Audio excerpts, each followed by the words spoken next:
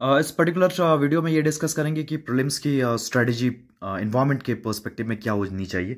तो प्रीलिम्स के जो इन्वायरमेंट में टोटल मैं 6 सेक्शंस कंसिडर करता हूँ। ये 6 सेक्शंस ये रहे: basic concept, ecological problems, national legislation, international convention, protected areas और इंपॉर्टेंट स्पीसीज।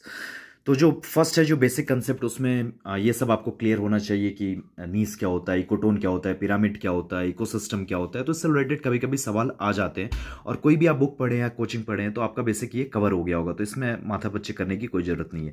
नेक्स्ट आपका आता है इकोलॉजिकल प्रॉब्लम्स, जैसे ozone hole depletion, pollution, climate change, human wild life conflict. तो ये सब पर्टिकुलर इशूज़ हैं। तो अब इन सबको आप डिटेल में पढ़ना है, क्योंकि मेंस के एंगल से भी इंपॉर्टेंट होता है ज्योग्राफी और एनवायरनमेंट में। और हर सेक्शन में आपको पता होना चाहिए कि national level steps, international level steps क्या है, कॉजेस क्या है, प्रॉब्लम्स क्या है, सोल्यूशन क्या है, short term solution, long term solution, या मिटिगेशन या एडेप्टेशन मेजर्स। तो ये आपको पता होना चाहिए, किसी भी बुक में आपको मिल जाएगा। यहाँ पे भी प्रॉब्लम नहीं होती है, और थोड़ा इस पर सवाल कम ही आता है। जो प्रीलिम्स में जो ज़्यादा सवाल आता है इन चारों पे आता है: national legislation, international convention, protected areas और इंपॉर्टेंट स्पीसीज। तो नेशनल लेजिस्लेशन कुछ कुछ जो इंपॉर्टेंट है वो है, जैसे forest conservation act 1980, forest rights act 2006, Campa हो गया, बायोडाइवर्सिटी कंजर्वेशन एक्ट हो गया, वाइल्ड लाइफ कंजर्वेशन एक्ट हो गया, एनवायरमेंट प्रोटेक्शन एक्ट हो गया।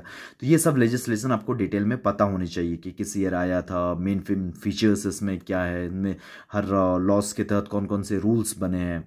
तो बेसिक बेसिक आपको पता होने चाहिए। और लगभग लगभग सारे लेजिस्लेशन मैं अपने यूट्यूब के वीडियोस में डिस्कस कर चुका हूँ, तो आप मेरे एनवायरनमेंट सेक्शन वाली वीडियोस को देख सकते हैं। मैंने एक प्लेलिस्ट बना रखी है एनवायरनमेंट वीडियोस की।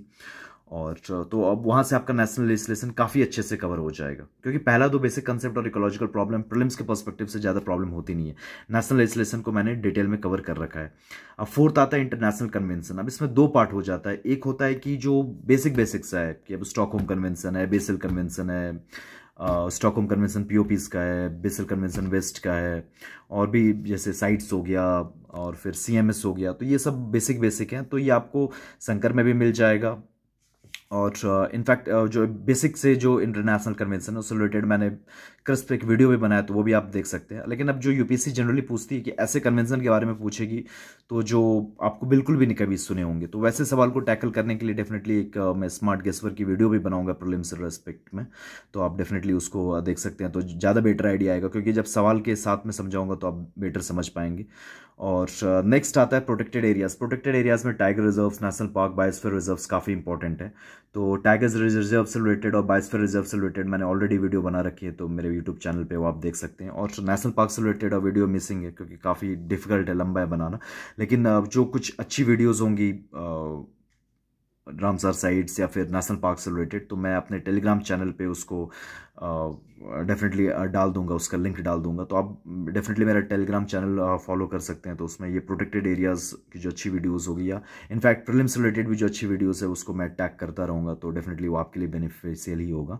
और साथ में मेंस का मेरा जो हैंड रिटन आंसर है वो भी डेफिनेटली मैं टेलीग्राम चैनल पर डालता हूँ। अब नेक्स्ट जो आ जाता है इंपॉर्टेंट स्पीसीज़। तो इंपॉर्टेंट स्पीसीज़ में जो वाइल्ड लाइफ प्रोटेक्शन एक्ट के शेड्यूल 1 स्पीसीज़ है, तो उसको आप गूगल कर लीजिएगा, तो 40-50 स्पीसीज़ ही होंगी।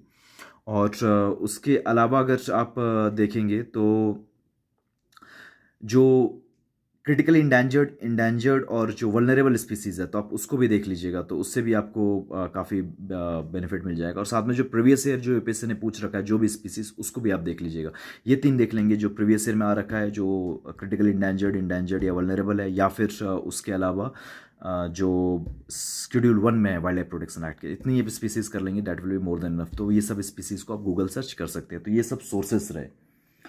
और उसके अलावा पर्टिकुलरली काफ़ी लोग मेरे को इस पर्टिकुलर चीज़ के बारे में बोल रहे थे कि मिनिस्ट्री से रिलेटेड नॉलेज को इन्हांस करने के लिए, तो मैं एक वीडियो बनाऊंगा जिसमें मैं सारी मिनिस्ट्रीज़ को डिस्कस करूंगा कि उसके इंपॉर्टेंट स्कीम्स या पॉलिसी या फिर क्या क्या है, कि बस उसमें वो वीडियो में ये डिस्कस करूंगा कि आपका वो सवाल गलत नहीं हो, कि जो मिनिस्ट्री के नॉलेज से रिलेटेड हो कि ये काम कौन सी मिनिस्ट्री करती है।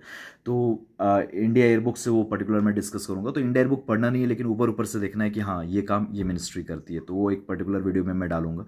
और कुछ कुछ सवाल मैं मिनिस्ट्री से रिलेटेड मैं अपने इंस्टाग्राम पे स्टोरी के फॉर्म में कल से डालना स्टार्ट करूँगा, जिसमें जैसे कुछ कुछ जो जहाँ पे गलतियाँ होती है, जैसे फॉर एग्जांपल एक नीरांचल स्कीम है जो वाटर सेड मैनेजमेंट से रिलेटेड है। अब वो काफ़ी लोगों को लगेगा कि एग्रीकल्चर मिनिस्ट्री का होगा, क्योंकि अब वाटर सेड मैनेजमेंट एग्रीकल्चर का एक इंपॉर्टेंट कंपोनेंट है, लेकिन एक्चुअली वो रूरल डेवलपमेंट मिनिस्ट्री करती है, क्योंकि डिपार्टमेंट ऑफ लैंड उसके तहत आता है। अब उसके अलावा फिर और भी कुछ कुछ टिडबिट्स होते हैं, जैसे फॉर एग्जांपल एक स्कीम है IPOP, international programme for organic production. तो या सॉरी आईपॉप नहीं, उसका नाम नपॉप है, national programme for organic production. अब ये लगेगा ऑर्गेनिक प्रोडक्शन ऑर्गेनिक फार्मिंग से रिलेटेड है तो भी मिनिस्ट्री ऑफ एग्रीकल्चर का होगा, लेकिन नहीं, ये मिनिस्ट्री ऑफ कॉमर्स का है।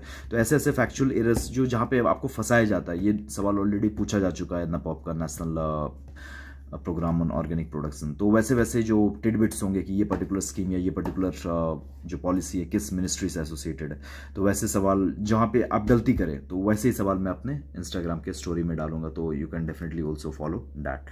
So that's all.